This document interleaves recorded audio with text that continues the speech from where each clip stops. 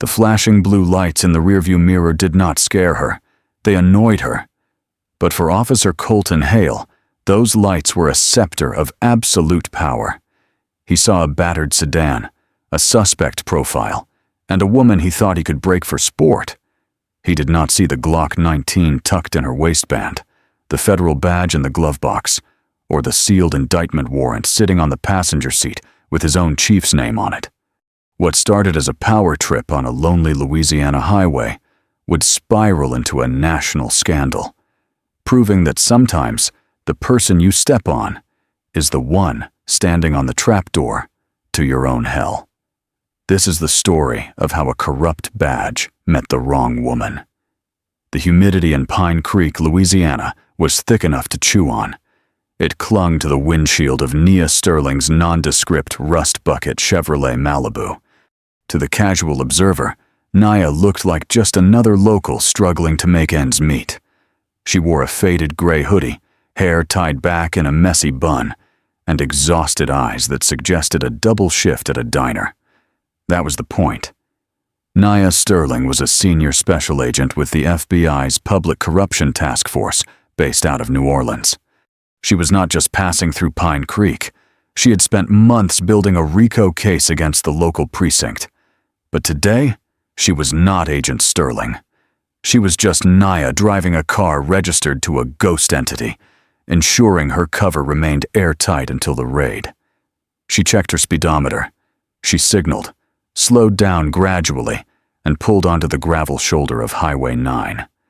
The cruiser parked at an aggressive angle, nose jutting out into traffic, a tactic designed to intimidate.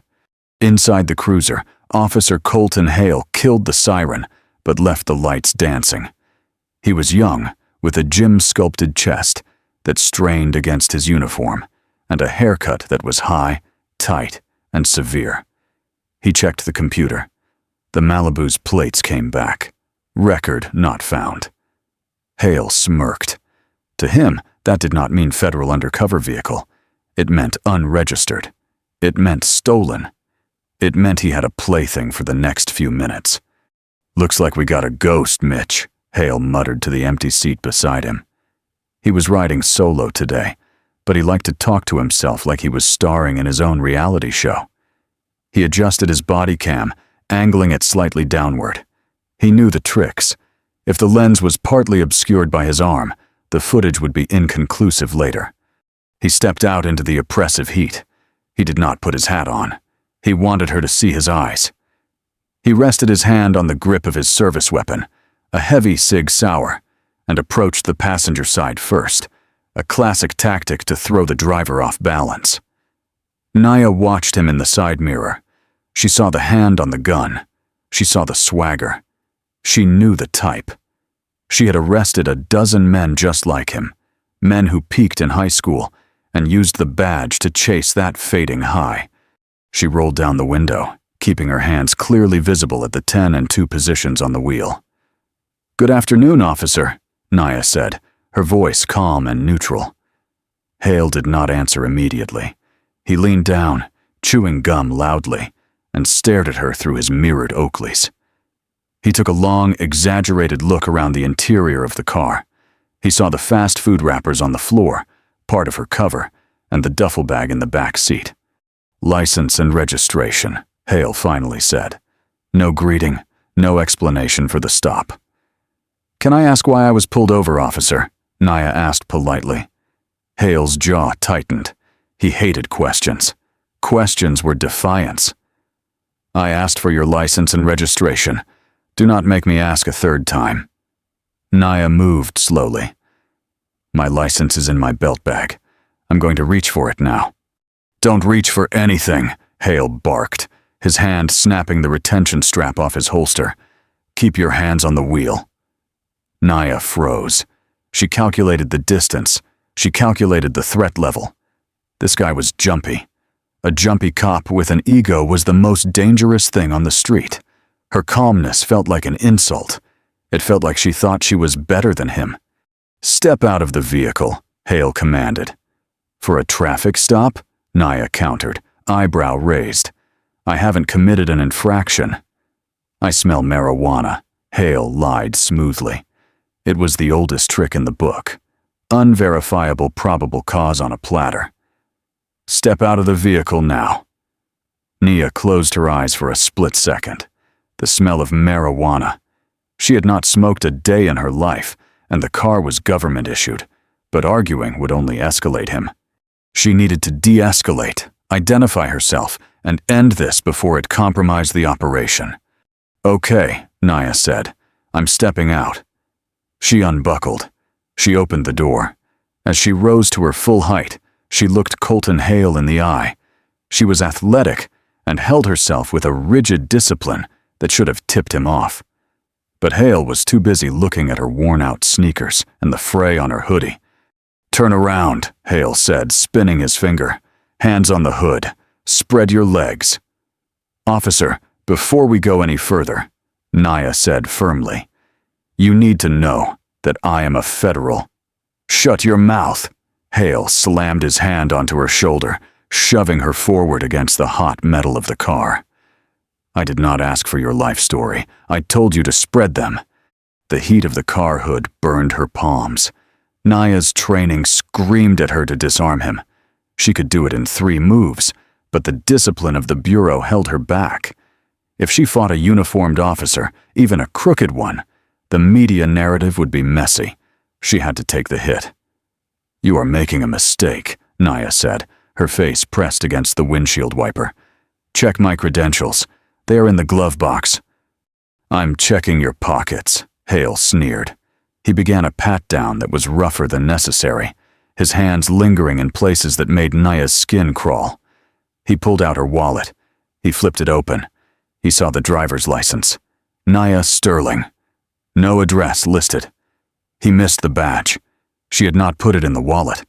It was in the separate leather credentials case in the glove box. Nia Sterling, Hale read aloud, mocking the name. Sounds like a stripper name. You work the clubs in New Orleans, Nia. I work for the United States government, she said through gritted teeth. Hale laughed, a loud, barking laugh. Yeah, and I'm the King of England. What do? Clean the toilets at the post office? That makes you a federal employee, right? He kicked her ankles apart wider. Stay there. I'm running you for warrants. Hale retreated to his cruiser, but he did not close the door. He wanted her to hear him. He grabbed his radio mic, speaking loudly enough for the sound to carry over the humid air. Dispatch, this is Unit 4 Alpha. I've got a female suspect, roughly 30, uncooperative, possible narcotics, requesting backup for a vehicle search. He waited for the crackle of the response. The dispatcher, a woman named Elena, who had been covering for Pine Creek's boys for years, replied, Copy. 4 Alpha. Unit 4 Bravo is en route. Hale smiled. 4 Bravo was Sergeant Jax Vance. Vance loved a good show. Inside the cruiser, Hale ran Nia's name through NCIC. The screen loaded. No record found. Restricted access. Level 5 clearance required. Hale frowned. Usually it said no warrant or listed priors. Restricted access was weird. But Hale was not a deep thinker. He interpreted it as a system glitch or a sealed juvenile record. He convinced himself she was someone who had been in the system so long the files were messed up. He walked back to Nia, who was still leaning against the car, sweat trickling down her temple. The sun was brutal now. System's acting up, Hale said, twirling his handcuffs. Which means you're probably hiding something good. You got a record, Nia? You got a warrant out of state? Is that why you're shaking? I'm not shaking, Nia said. She turned her head slightly. Officer, my credentials are in the glove compartment. Open the black leather case. It will explain the restricted file. I told you not to speak, Hale said loudly. You don't give orders here. I do. He grabbed her left wrist and twisted it behind her back, cranking it upward until the shoulder joint screamed. You're resisting, Hale stated calmly. I'm not resisting, Nia gasped, the pain sharp. I'm standing still. Stop fighting me, Hale yelled for the benefit of the body cam audio. He swept her legs, kicking her right calf so hard she collapsed to her knees in the gravel. The rocks dug into her skin through her jeans.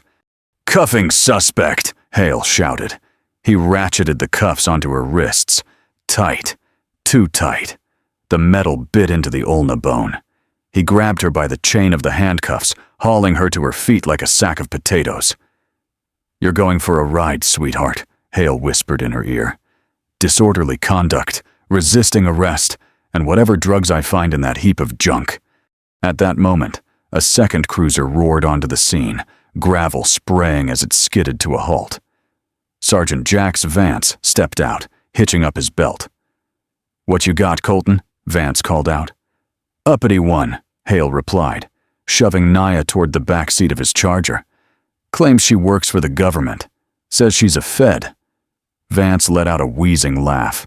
He walked over to Nia, looking her up and down with open disdain. "Her? A Fed?" "Yeah, and my ex-wife is Mother Teresa. She looks like she's been sleeping in that car." "My badge," Nia said, her voice dropping to a dangerous, icy low, "is in the glove box. If you arrest me, you are kidnapping a federal agent. Think very carefully about your next move, Sergeant." Vance paused. There was something in her tone. It was not the desperate pleading of a junkie. It was the command of a superior officer. He looked at Hale. "Did you check the car?" "Not yet," Hale said. "I wanted to secure the threat first." "Check it," Vance muttered. "Just in case she's got a gun." Hale rolled his eyes. "You're letting her get to you. Look at her. She's nobody. Just check it." Hale huffed and walked over to the Malibu. He yanked the passenger door open. He rummaged through the fast food bags, tossing them onto the roadside. He opened the center console. Nothing but napkins and a spare magazine for a pistol. Hale froze. A spare magazine. 9mm hollow points. Government issue. He looked back at Nia. She was staring straight at him, her expression unreadable. He reached for the glove box. He popped the latch. Inside, sitting on top of the owner's manual, was a leather wallet with a gold embossment, the seal of the Department of Justice. Hale picked it up. It felt heavy. He flipped it open. The gold badge gleamed in the sunlight. Federal Bureau of Investigation. Special Agent Nia Sterling. Beside the badge was a photo ID card.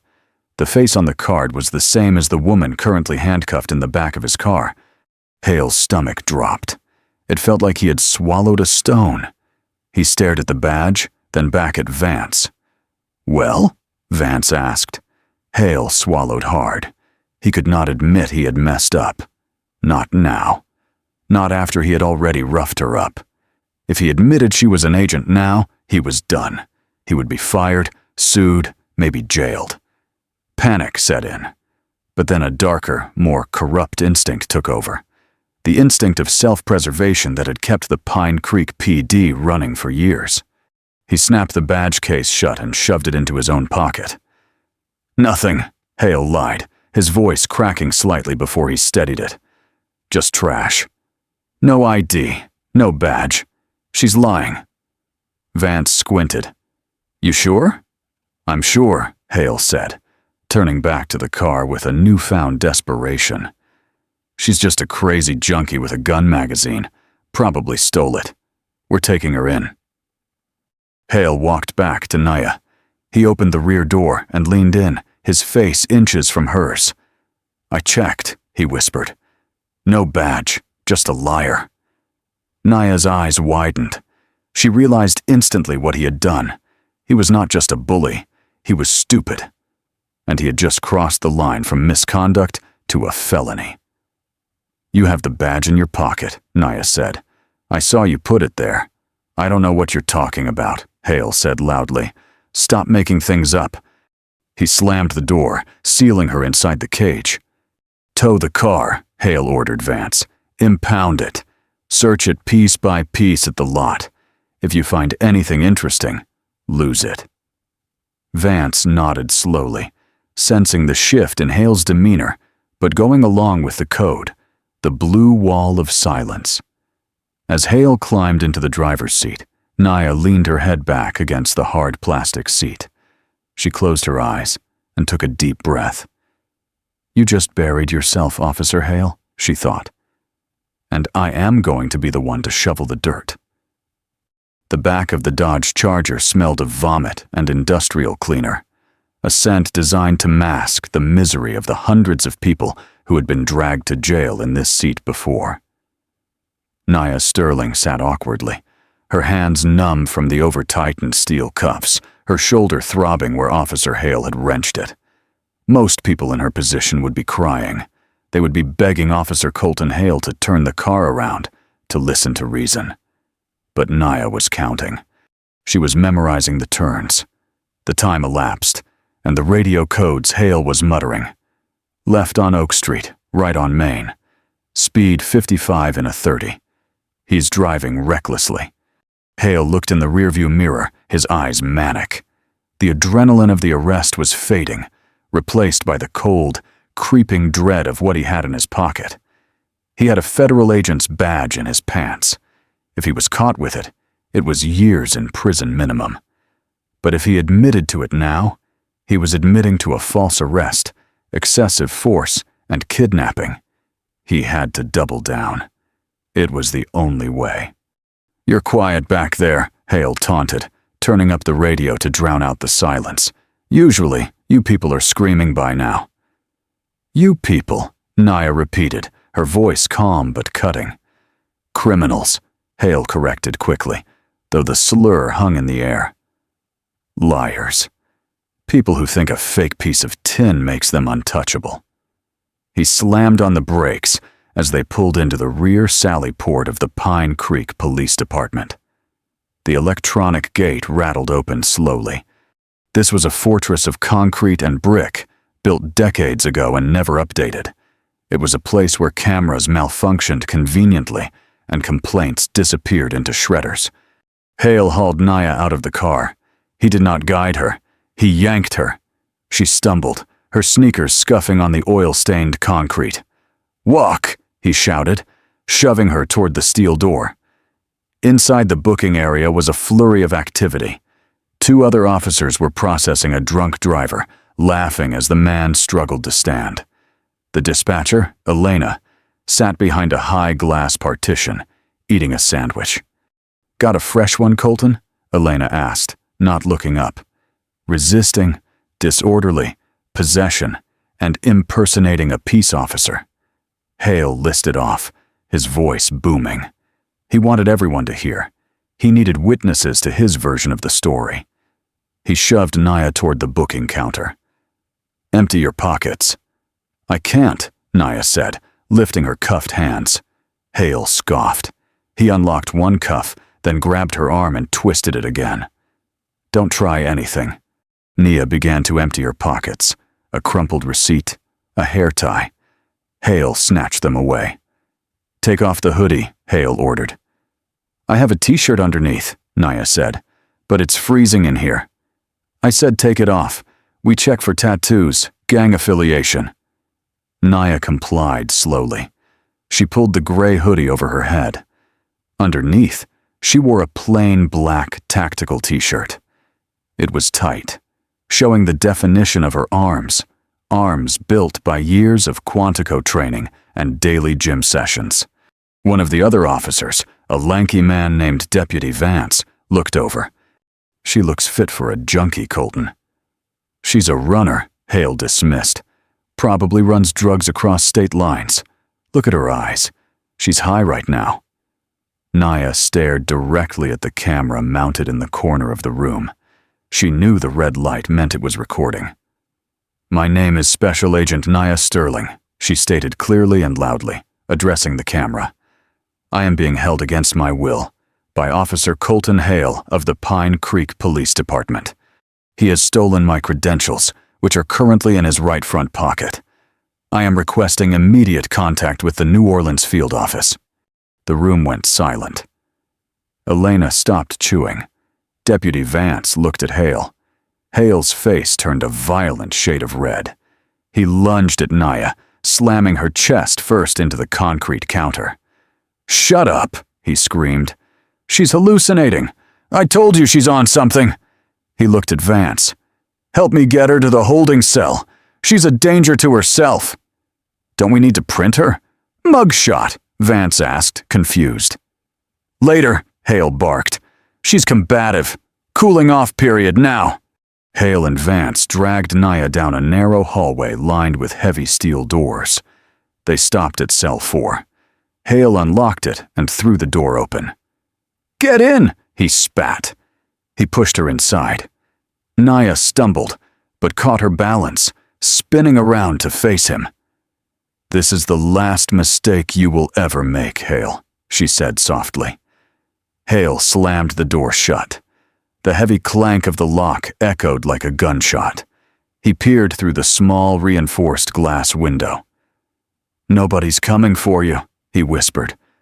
"You're just a number now." He turned and walked away, his heart hammering against his ribs. He needed to see the chief immediately. Chief of Police Victor Langford was a man who believed in order, but not necessarily the law. He sat in his office on the 2nd floor, a room that smelled of cigar smoke and lemon polish. The walls were lined with awards from the Rotary Club and photos of him fishing with the mayor. He was reviewing the budget, specifically how to hide the missing money from the Asset Forfeiture Fund, when Colton Hale burst in, not bothering to knock. Langford looked up, his thick gray eyebrows knitting together. "Hale, you better have a fire behind you, barging in here like that." Hale looked pale. He was sweating and his hands were shaking. He closed the door and locked it. "Chief, we got a problem," Hale said, his voice trembling. Langford leaned back, the leather chair creaking. "I don't recall being on patrol with you today. What did you do?" Hale reached into his pocket. He pulled out the black leather case. He placed it on the mahogany desk. Langford stared at it. He recognized the seal. Every cop in America recognized that seal. He reached out and flipped it open. He read the text.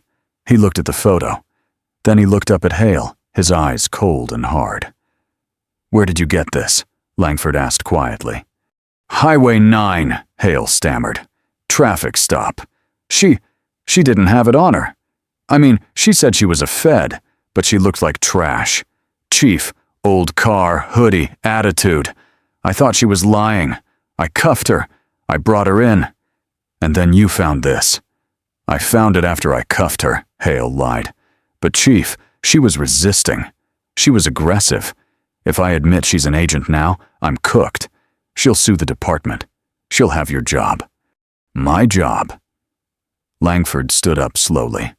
He walked to the window and looked out at the parking lot. He saw the tow truck dragging a beat-up Chevy Malibu into the impound yard.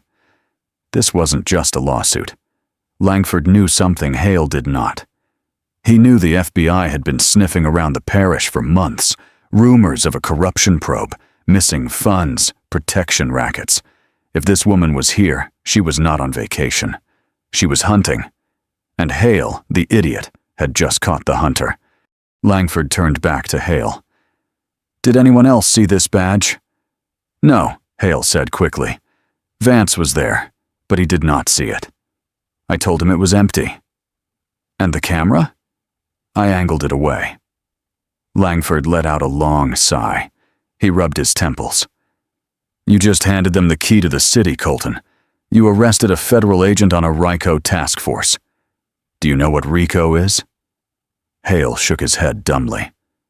"It means they are not just coming for you. They are coming for the whole department." Langford picked up the badge. He ran his thumb over the gold surface. He had a choice. He could release her, apologize, and hope she showed mercy. But he knew the feds. They did not do mercy. If she walked out of that cell, she would return with a warrant and a SWAT team. They were already in the deep end. The only way out was to drown her. "She's dirty," Langford said suddenly. Hale blinked. "What?" "She's dirty," Langford repeated louder. "That badge is stolen, or she's a rogue agent. That's the story." "But she's not," Hale said. She is. If we say she is, Langford slammed his fist on the desk. Listen to me, you idiot.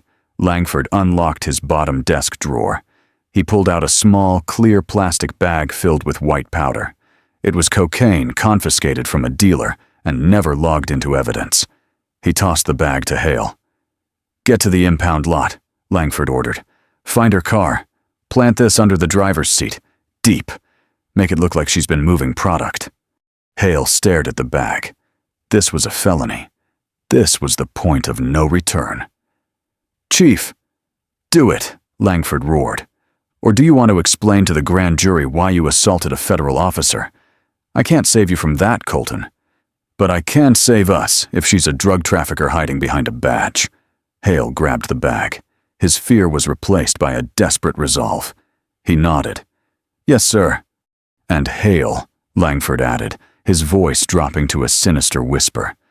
Delete the body cam footage. Hard delete. Corrupt the file. Yes, sir. Hale rushed out of the office. Langford sat back down. He picked up his phone and dialed the mayor. Preston, Langford said when the line connected. We might have a situation. I need you to call the parish prosecutor. Tell him we have a high-profile drug bust, and we need to fast-track the arraignment tonight. Meanwhile, in cell 4, Nia Sterling sat on the thin, moth-eaten mattress. She was not pacing. She was not yelling. She was meditating. She closed her eyes and visualized the timeline. She knew her team protocols. Every agent on an undercover assignment had a dead man switch. She was required to check in via a secure encrypted app on her phone every few hours. If she missed a check-in, her phone would automatically ping her GPS location to the Task Force Operations Center in New Orleans. Her phone was currently in Officer Hale's possession, likely tossed in an evidence bag or sitting on the dashboard of his cruiser. She had missed her check-in. That meant the clock was ticking. The yellow alert had already gone out. The analysts were currently pinging her device. Soon, it would upgrade to red alert. Nia smiled in the darkness of the cell. She listened to the sounds of the station. She heard boots hurrying down the hall. She heard the distant murmur of angry voices. They were panicking. Good. Panic made people sloppy. The cell door next to hers housed a man who had been singing a gospel song. Hey, Nia called out softly. Hey, neighbor. The singing stopped. Who's that? A rough voice asked. My name is Nia. I need a favor. I can do that, the man said. Name's Ronan. Nice to meet you, Ronan. Sit tight. The show is about to start. Outside at the impound lot behind the station, Colton Hale was sweating through his uniform. The sun was beginning to dip, casting long, jagged shadows across the rows of seized cars. He found the Malibu. He looked around. The lot was empty, save for a stray dog picking through a trash can. He put on a pair of latex gloves. He opened the driver's door. He pulled up the floor mat. He took a knife and made a small slit in the carpet lining, then shoved the bag of cocaine inside, tucking it deep so only a corner was visible if you looked hard. He stood up, wiping his forehead. It was done. He pulled out his radio. Dispatch, this is Hale. I'm at the impound conducting an inventory search of the suspect vehicle. I found something. It looks like a significant amount of narcotics. Class A. Elena's voice crackled back. Copy that, Hale. Need a crime scene unit? Yeah, Hale said, his voice gaining confidence. Send them and tell the chief we got her. He smirked. It was perfect. Who would believe a black woman in a beat-up car over a decorated police officer and a bag of coke? He locked the car and started walking back to the station. He felt lighter. He had won. But as he walked, he did not notice the black drone hovering silently high above him, its high-resolution camera lens fixed directly on the Malibu. And he certainly did not know that far away in a high-tech command center, a team of federal agents was watching the live feed on a large monitor. Special Agent in Charge Barrett Kane was not a man given to emotional outbursts. He was a stone-faced veteran of the Bureau, a man who had dismantled cartels and hunted serial killers. But as he watched the monitor, the veins in his neck were bulging. "Rewind that," Kane ordered. The analyst, a young tech wizard named Kira, tapped her keyboard. The footage on the screen reversed. It showed the Officer Hale leaning into the Malibu. It showed the glint of the plastic bag in his hand before it disappeared under the seat. "He planted it," Kira said, her voice disgusted. "Clear as day. We have him on 4K resolution." "Where is Agent Sterling?" Kane asked, his voice low and dangerous. "GPS puts her phone in the precinct parking lot, but her biometric watch, which she is still wearing, shows her heart rate is elevated. She is stationary, likely in a holding cell." Kane stood up. He adjusted his suit jacket. He looked around the room at the agents of the Public Corruption Task Force. They were already gearing up. Vests were being strapped on. Assault rifles were being checked. This was not an investigation anymore. This was a rescue mission. "Listen up," Kane barked. "We have confirmation that a local police officer has kidnapped a federal agent and is currently fabricating evidence to frame her. This is a hostile situation." He paused, looking each agent in the eye. "We are rolling out. Air support is already en route. SWAT is mobilizing from the Baton Rouge field office. I want this precinct surrounded. No one leaves that building. No one enters. We are taking the entire department down." "Rules of engagement, boss," one of the team leaders asked. Kane checked his weapon.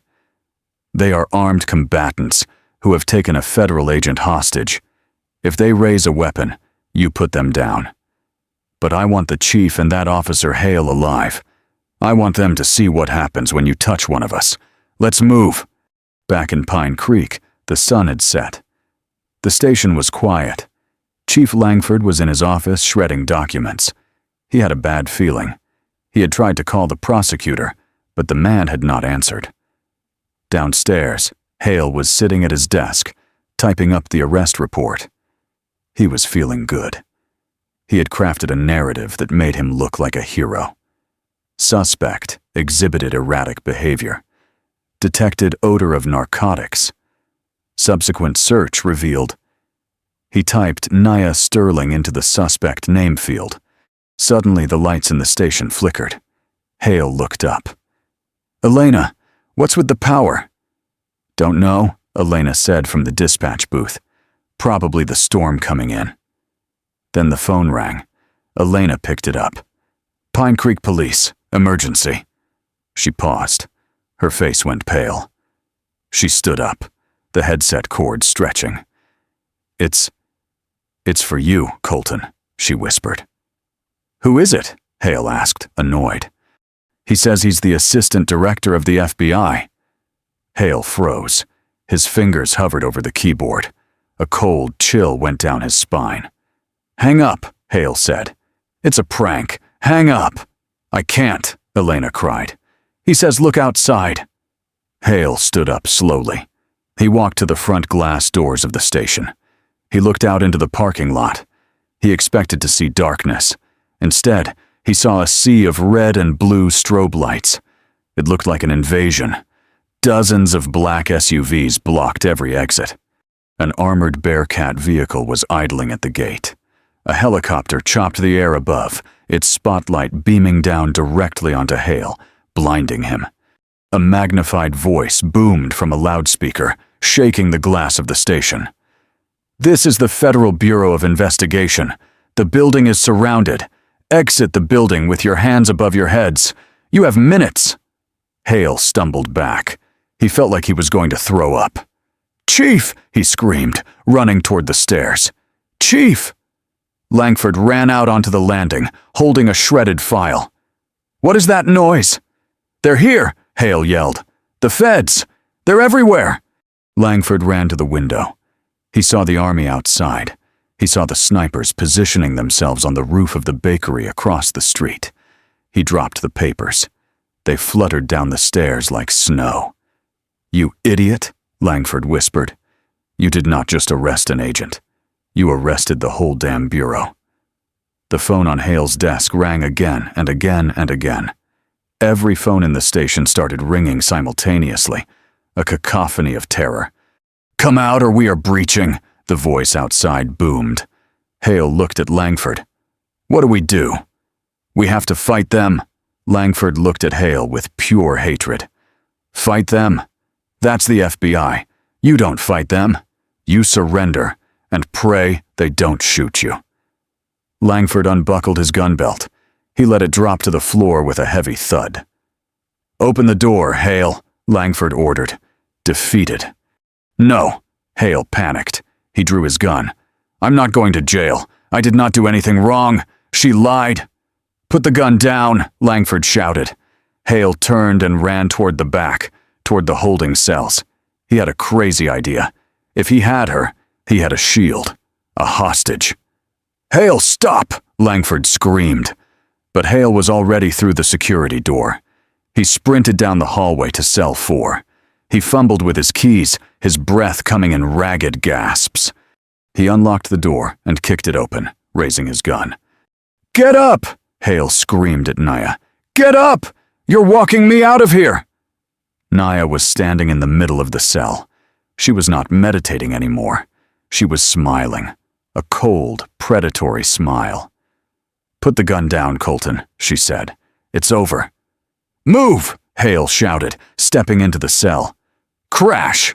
The front doors of the station exploded inward as the FBI breaching team detonated the hinges. Flashbangs went off, filling the lobby with blinding light and deafening noise. "FBI! Get down! Get down!" The sound of boots thundering down the hallway was like a stampede. Hale turned his head for a split second, distracted by the noise. That was all Nia needed. She did not need a weapon. She was the weapon. She lunged forward, grabbing the barrel of Hale's gun with her left hand and diverting it away from her body. With her right palm, she struck him violently under the chin, snapping his head back. Hale's finger tightened on the trigger. Bang! The shot went wild into the ceiling. Nia swept his legs, slamming him onto the concrete floor of the cell. She was on top of him instantly, her knee driving into his throat, pinning him.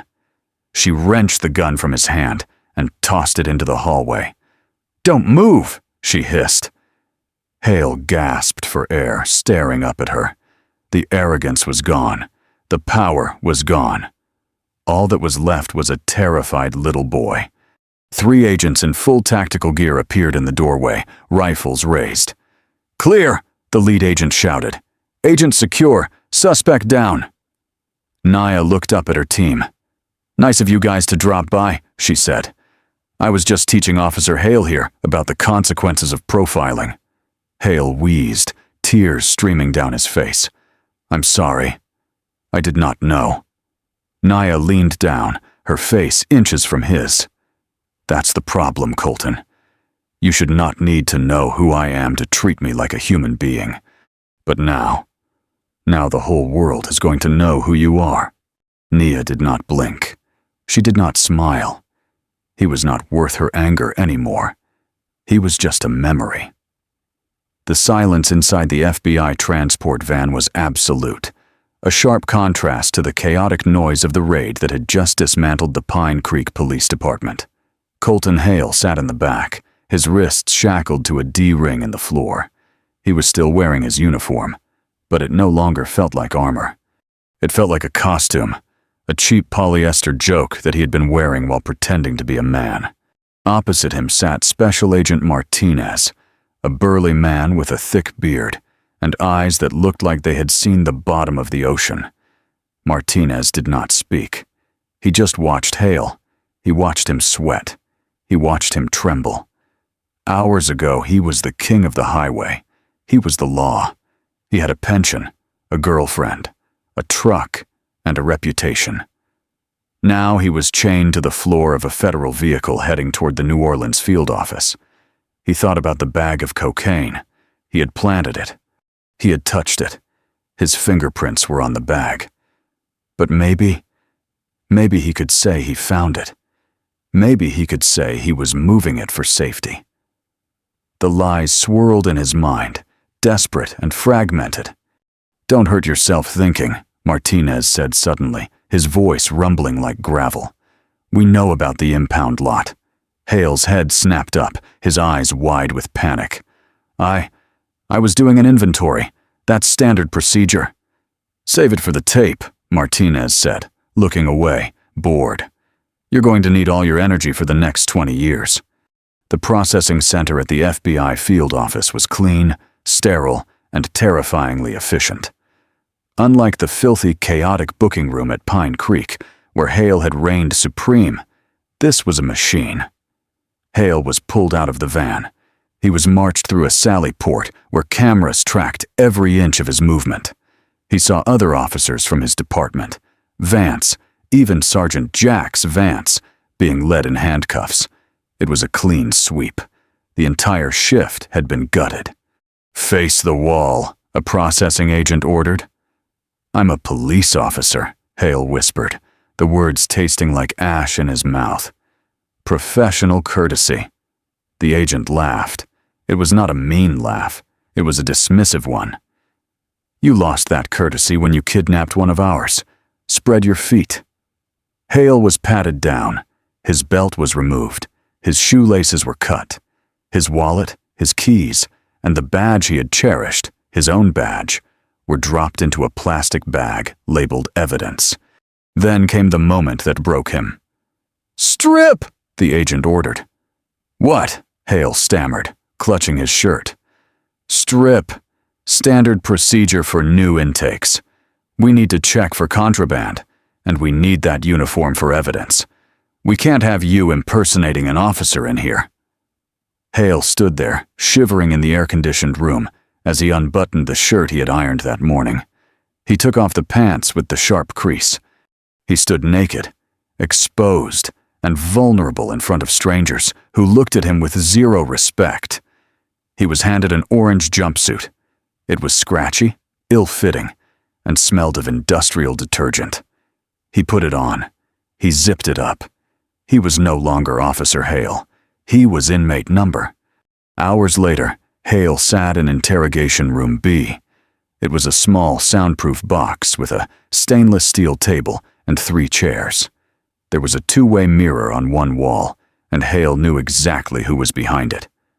The door opened.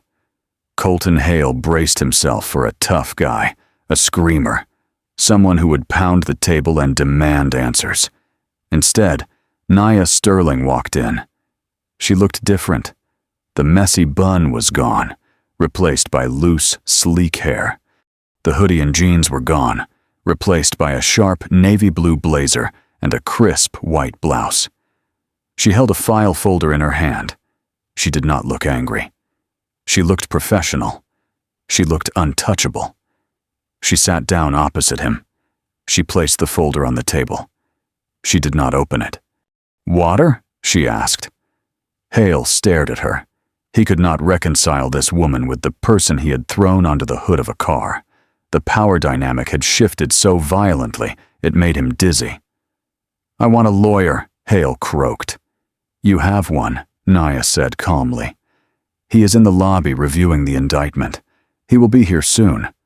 But I wanted to give you a chance to see the weather forecast before you decide whether to bring an umbrella." "I did not do anything illegal," Hale said, reciting the lines he had rehearsed in his head. "I made a traffic stop. You were non-compliant. I detained you. I found drugs." Nia smiled. It was a terrifying smile because it was filled with pity. "Colton," she said softly. "May I call you Colton? Since you called me sweetheart and honey all afternoon, I figure we are on a first-name basis." She opened the file. She pulled out a photo. It was a high-resolution glossy print. It showed Hale leaning into the Malibu. It showed the knife in his hand. It showed the bag of white powder. Hale's breath hitched. "How?" "We had a surveillance drone tracking my vehicle," Nia explained, as if she were teaching a class to a slow student. "High altitude, military-grade optics. We saw you park. We saw you walk to the impound. We saw you cut the carpet. We saw you plant the evidence." She slid another photo across. This one showed Chief Langford handing him the bag in the office. We also had a listening device in my key fob, Nia added. We have audio of Chief Langford telling you to plant the drugs. We have audio of you agreeing to do it. We have audio of you asking if you should delete the body cam footage. Hale felt the room spinning. They had everything, every word, every movement. There was no wiggle room. No, he said. That is entrapment, Hale whispered desperately. No, Colton, that is investigation. Entrapment is if I forced you to commit a crime you would not otherwise commit. I did not make you a corrupt cop. You were already one. I just turned on the lights. Nia leaned forward, her eyes locking onto his. Here is the situation. The U.S. attorney is seeking a federal indictment for kidnapping, civil rights violations, conspiracy to distribute narcotics, and obstruction of justice. The kidnapping of a federal officer carries a maximum sentence of life in prison. The drug charge carries a mandatory minimum. Hale put his head in his hands. He began to sob. My life is over. Yes, Nia agreed.